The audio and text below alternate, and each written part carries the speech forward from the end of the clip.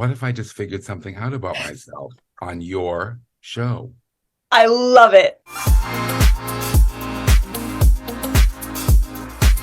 You're such a good host. I'm taking this in my therapy this week.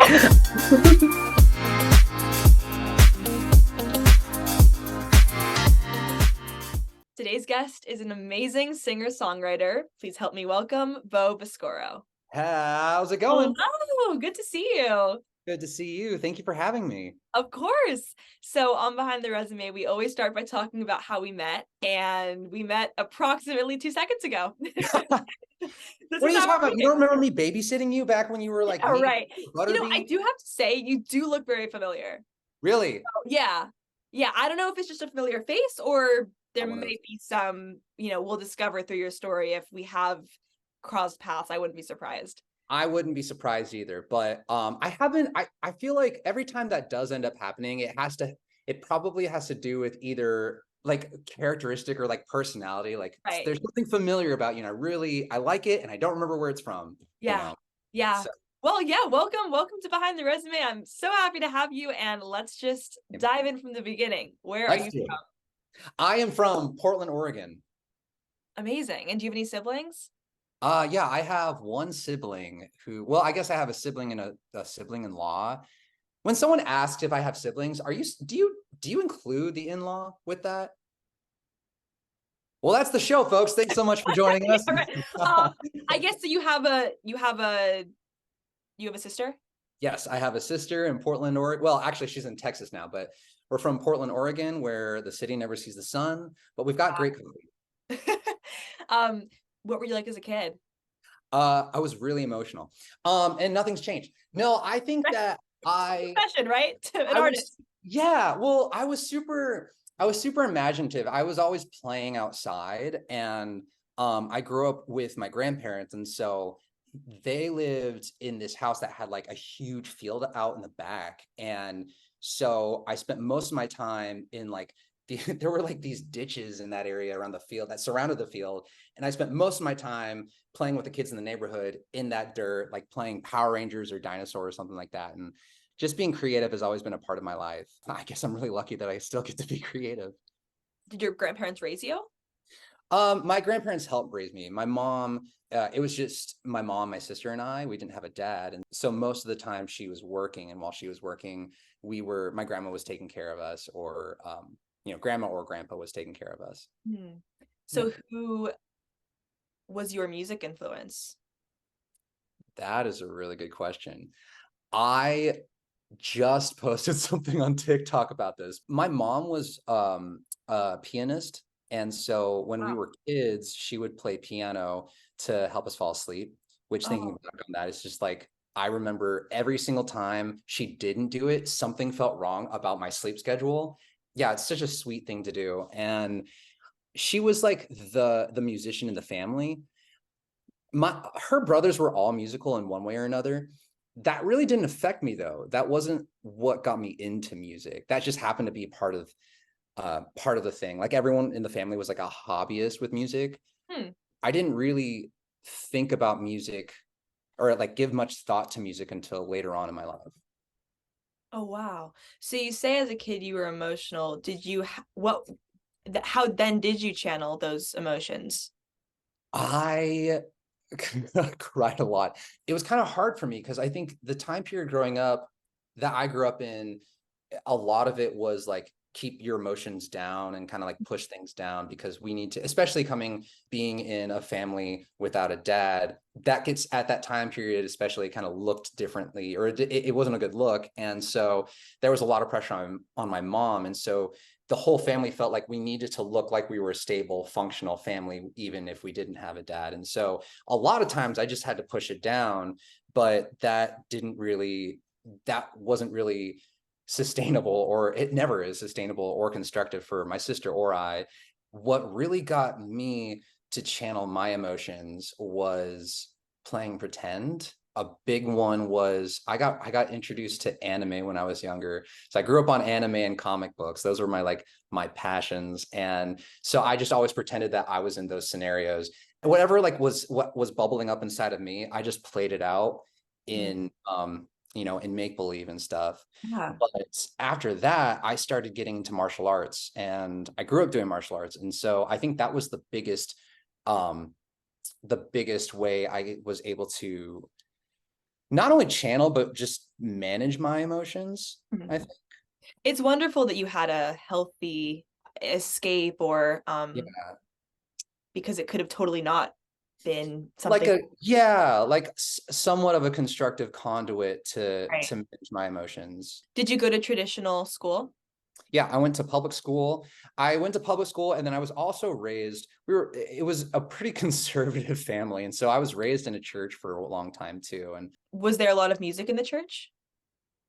yeah, definitely. Yeah, I think it was like if you've ever been to a church, it's like they start and end the service with music. And so that's where like a lot of my relatives were into music at that time. That wasn't something for me, though. I typically was like, I'm gonna go climb the building outside. So I kind of skipped out on a lot of that. So when in your childhood did you discover your passion for songwriting? Oh, good question. My passion for songwriting came from are you familiar with a show called Smallville by any chance? Oh. Okay. So you know who Superman is. Yeah.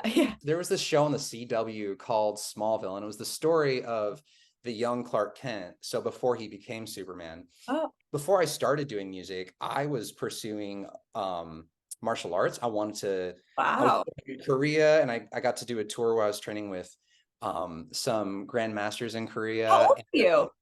I think I was 15 at the time. So you were super serious. Yeah. Oh yeah. I was like, this is the passion. This is like, what was the career path with martial arts that you? I wanted to be a martial arts instructor, but I had a few things, because my introduction to martial arts was Dragon Ball Z, if you've ever heard of that, which is an anime about just like the strongest people in the world fighting. I saw a movie with Jackie Chan in it called Rush Hour 2, and I was like, this is so cool. I'm so into this. And so there were like kind of two pathways for me. One was I want to be a martial arts instructor, and the other was I want to be a detective, because Jackie Chan was a detective in this movie. So that was like where my path was going. There was this episode of Smallville where the main characters were breaking up, and the song by Missy Higgins called Where I Stood was playing. And I was like, oh my God, this is so sad. I think I want to make people sad. So then I started writing sad songs, and and kept just like being sad and making sad songs. And it all came from a superhero TV show. So you wanted to make people feel sad? No, I think what I wanted, looking back, was I wanted to get people to feel, but more than that, I think what I wanted was to see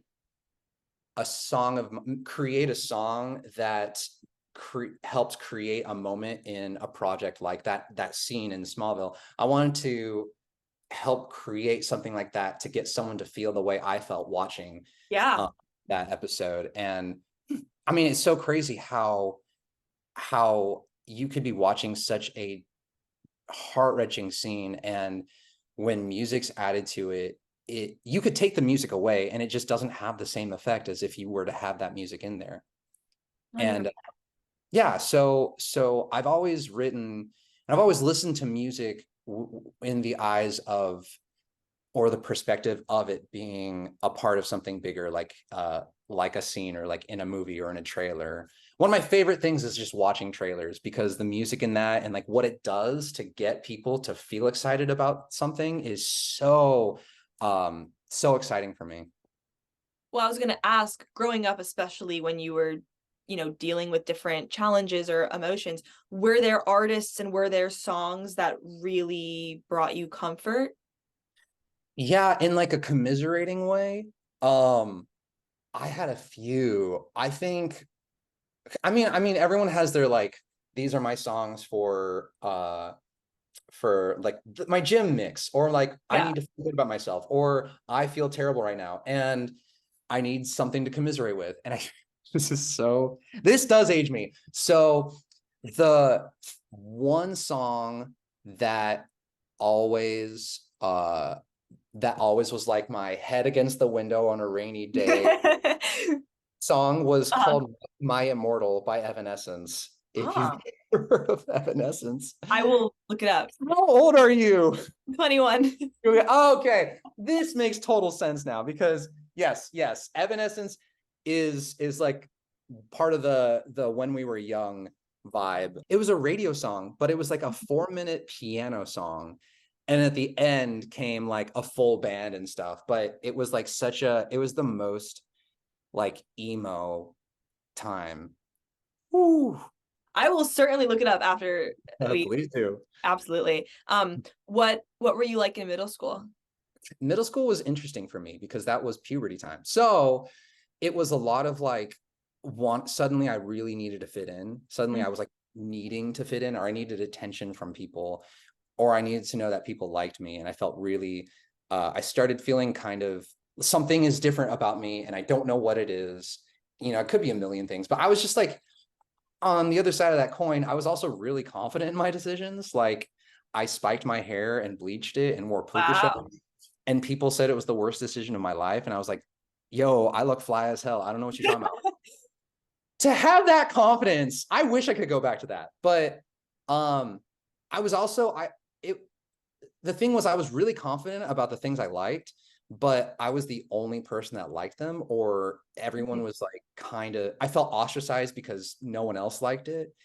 Anytime someone took an interest in me in any matter of the word, like romantically, platonically, you're a child, it doesn't really matter.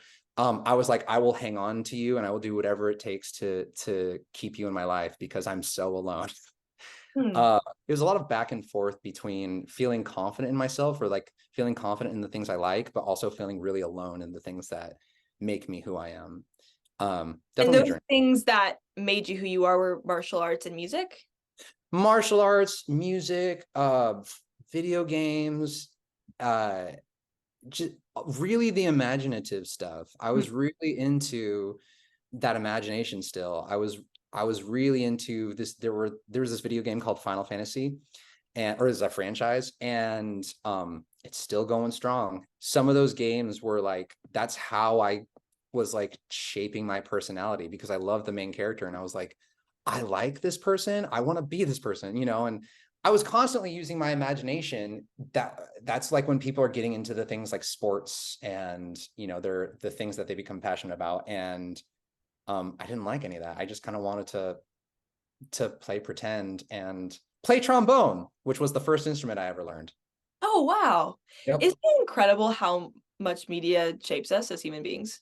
It's absolutely, it's wild. Like, I mean, we're in LA, and the majority of the population here moved here because they were inspired by some form of media. Yeah. And they want to contribute too. And they want to get back to that, which I think is such a beautiful thing. And it kind of makes you feel less alone in the things that you're passionate about. You're going to find someone here that fits the categories that you like about yourself, and the things that you like. 1000%. So growing up, did you not have, well, actually, before we even move on to that point of being in LA and there's so many people who have the same passions. Yeah. I also found sometimes you can be in a room full of people who have the same passions and still feel a sense of loneliness. Yeah. I was just about to say, being dead. Right. I think that everyone's definition of made it and success looks different, you know? Totally. Who you surround yourself with is more important than we even like to admit sometimes, right? Yes. And I think surrounding yourself, it doesn't even just mean the people in your life. It means the books you read, or the interviews that you listen to, or the anything that you digest. That is what you are surrounding yourself with. And as long as the people and everything else that you surround yourself with aligns with your morals, I feel so grateful to have the friends in my life now that are not only just great people with morals that align with mine, but are also so ferociously after the things that they want to achieve, and that inspires me. And like that to me is like the ideal, you know, to have good people in my life who also inspire me to be better and to give more in the things that I'm trying to do. That is such a great way to put it.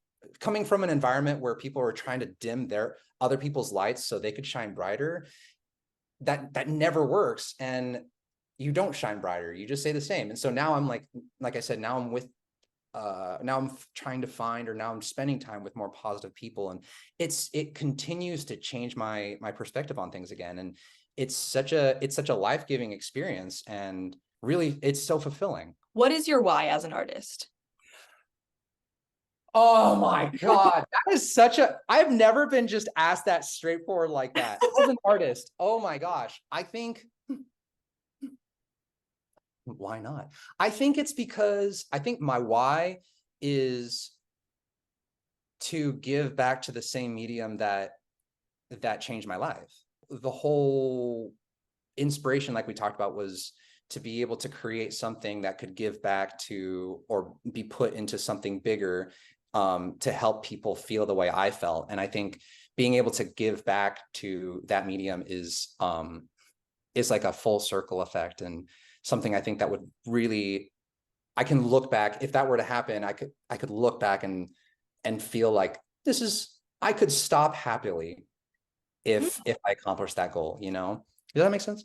Totally. I found that when you're in a room with people who might not be really clear on their why, or maybe their why is a little more superficial or a little more self-serving, which is, everyone's just different. That's that feeling that we were talking about before, of like being in a room of people who have the same passions, but that loneliness really kicks in. But when you're around people who are so clear about really what they're out here trying to do and making a positive impact in some way through their art, I find that like then any feelings of judgment or insecurity or trying to use other people as a stepping stone, like none of that really exists when yes, clear our why, Yeah, that's a really great way of putting it. I don't think I've actually ever thought of it like that.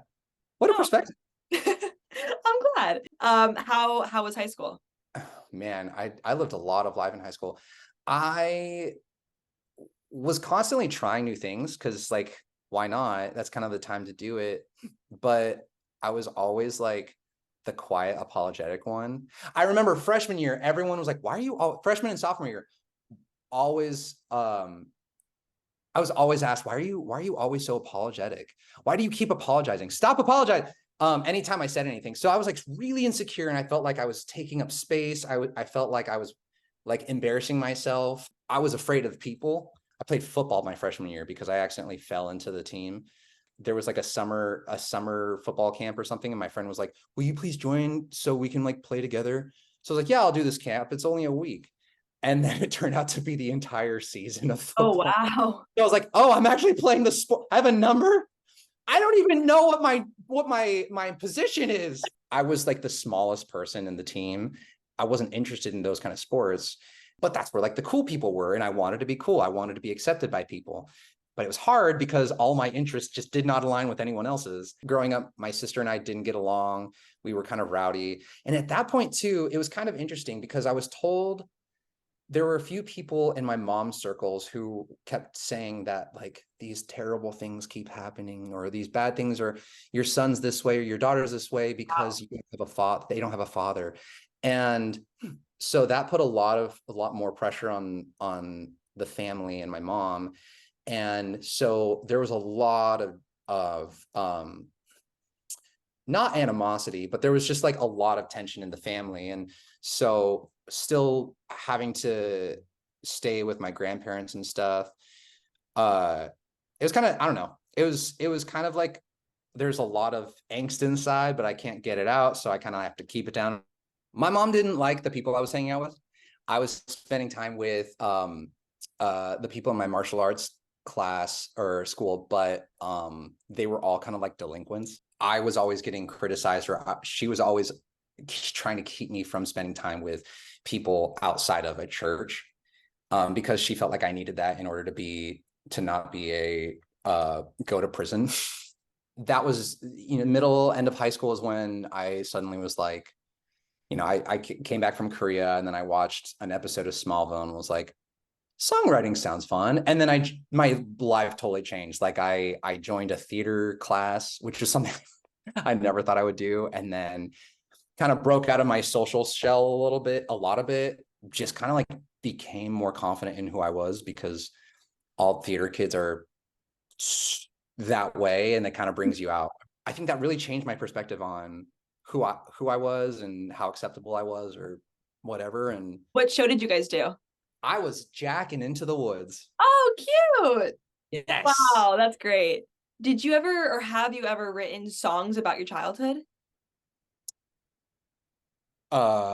Yes. I mean, one specifically comes to mind that like was the first song that I ever felt like I could be honest with myself about, was a song I wrote called High. And it wasn't necessarily about like my childhood. I've actually never thought about like really writing about my childhood. That's a great question.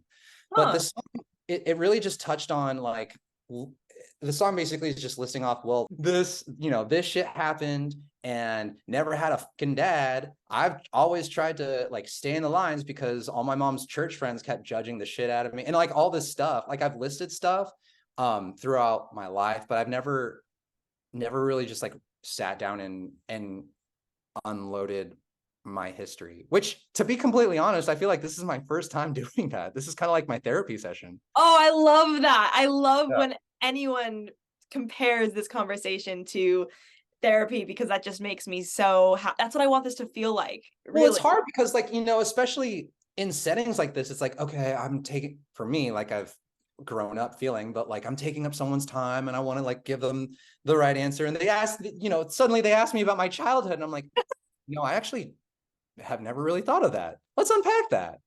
Oh, so I hope you feel safe and encouraged in this space to share, because that's really what I want to cultivate. I love that. Is that what inspired you to make this project? I started these interviews because I felt that watching actors especially talk about any interviews, it was like about their character, about their project, which, is interesting. But I was like, who are you as a human being? What was your childhood like? What are your interests? What are your struggles outside of your credits? Like, your IMDb or your resume or your Casting Frontier page, like that doesn't define you as a person, Totally. Well, and I just am a memoir junkie, so I just love how these conversations feel like we're, going through your memoir a little bit. I think that's so cool. And I think like for like a regular consumer like me, when I'm a fan of something or someone, I love knowing their personal life, because then it's like suddenly you're not like on a mantle. Exactly. It's like I can feel like you have things that I've dealt with, and it makes it feel more relatable and understandable. And it just like, I think it also inspires you to continue doing what you do, because it's like, oh, they started from there, they go here. The amount of people that I've interviewed who literally have degrees and, they went to medical school and now they're a choreographer or they're an actor. It's fascinating to hear about how I mean, I hope that people who watch these videos, these interviews, are also inspired that everyone's journey is different, and everyone, comes from different circumstances, has different opportunities. I just am fascinated by everyone's story. So I'm thrilled that we connected, and your story is I know is going to inspire a lot of people. So I hope that you're, proud of that. Thanks. Well, I mean, I love this idea of what you're putting together, and I love seeing it come together. Thank you. All right, let's get back to you. Oh, yeah. About me, more about me. Come on.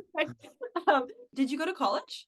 I went to school for 3 years out of 4. I was going for orchestral composition because I wanted to write music for film. Oh, I guess 2.5 years. The American Education Services made a mistake on my credit and gave me bad credit, thinking that I wasn't enrolled in school anymore instead of having no credit. So I couldn't continue taking loans in, and I had to drop out my junior year. Wow. Yeah.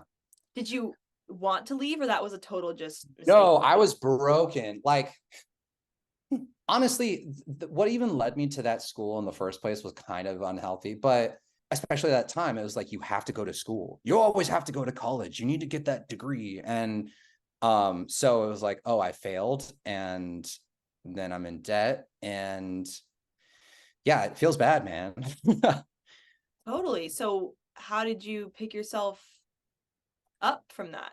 That was such a hard time period because I thought my direction was, again, going one way, and then it went a totally different way. The whole reason I went to that specific school, I went to this school called Pacific Lutheran University. It's a small private school in Tacoma, Washington, and it had a great music department. And I was following my best friend going there because we both wanted to do music. Everyone always compared us because we were kind of inseparable.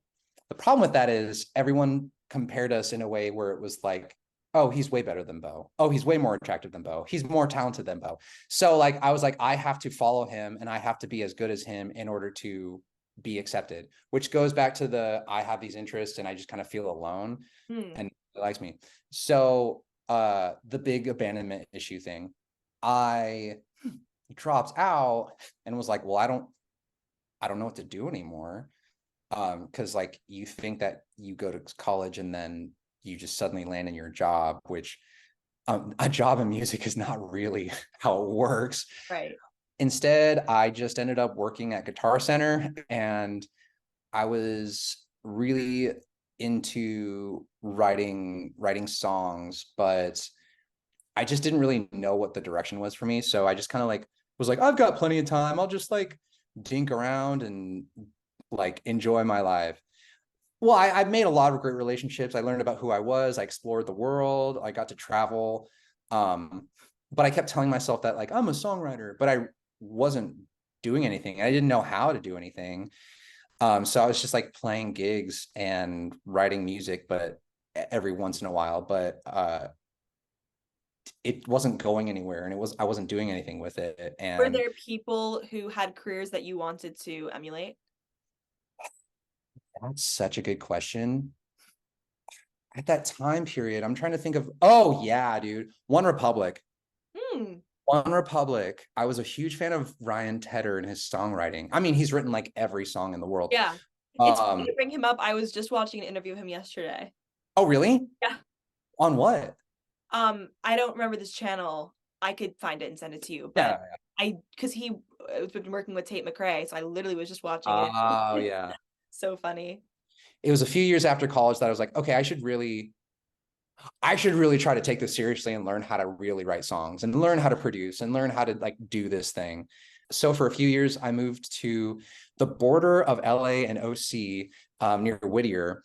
I had a mentor named Denny White who we would meet every so often, and he kind of like he's written for like a million people too. He's buddies with the One Republic guys, and he kept like, I'd send him songs, he'd give me some feedback, or just, you know, I would just pick his brain about everything, and he was just so happy to help. And I think he was the first person to ever be willing to help me with anything. And that's kind of like what started really setting me off into like really taking music seriously and really taking the songwriting seriously.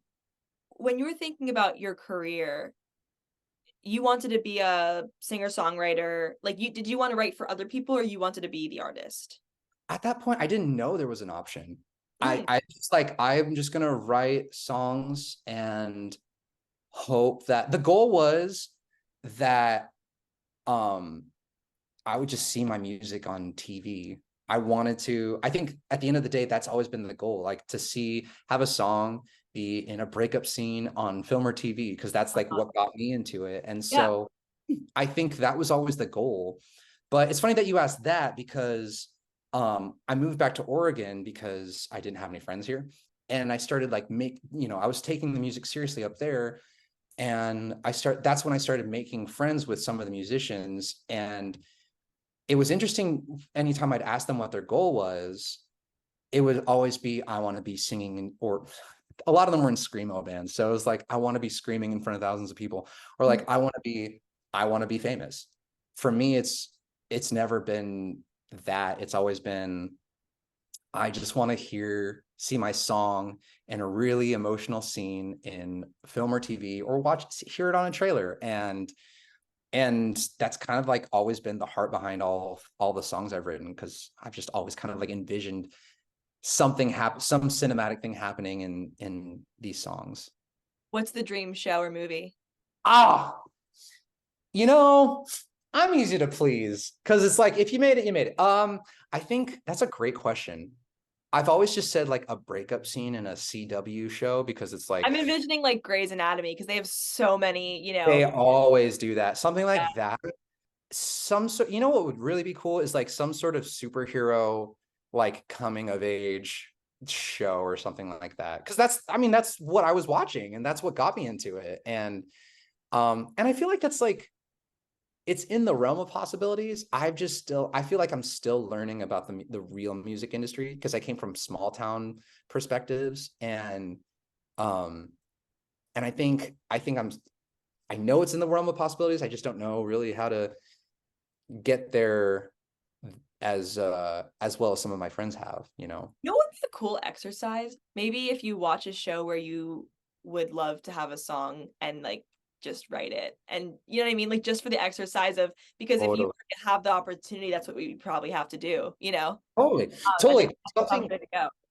Something that I took one from Jacob Banks, if you're familiar with Jacob Banks, or Sleeping at Last. He's a great example because he does like a ton of Grey's Anatomy music, but he would put like YouTube videos on mute and just write to that. Oh, wow. It's Oh, that's super cool. so smart. So interesting. What a great exercise. Yeah.